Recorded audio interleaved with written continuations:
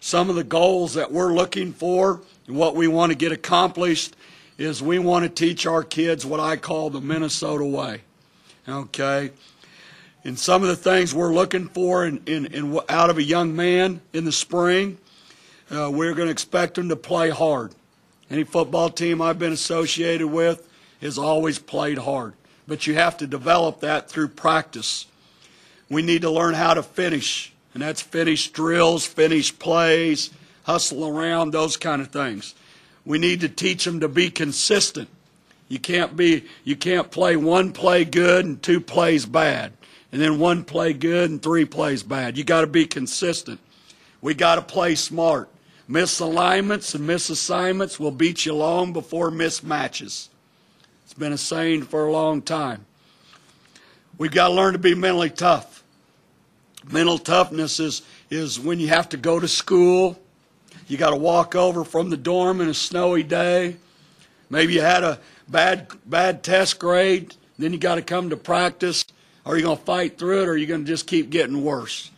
That's a thing we have to improve on. You're saying, well, how are you going to do that in practice? We're going to put them in some tough situations. You'll get to see those things as we go in spring. But we have to be a lot more mentally tough, and then we've got to be physical.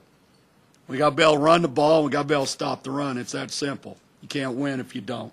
So those are things that these things I'm sharing with you, I'm going to be sharing with them this afternoon. Again, there'll be a lot of times that we'll do some things different. If you're going to find out about a kid, there might be, you got to put him in some adverse conditions. I'll give you an example of what I'm talking about. We may be at the end of practice. I may run the defense, go over there and run them across the field 2 or 3 times, and then say we're going to go to 2-minute offense when they're dead dog tired, because I want to see who's going to quit on me. So you're in that zone. My wife said, I can tell you're ready for spring football last night, and said, why? She says, I've talked to you about 3 times about selling our house, and you haven't said anything to me. And I said, just get it sold. I'm busy, right? I got to get this thing going here. So that's the truth. I get in a different zone. Dan O'Brien will tell you I'm in a different zone right now than I was 2 days ago. That's the great thing about walking in to Coach Warmath Memorial the other day. I walked in there.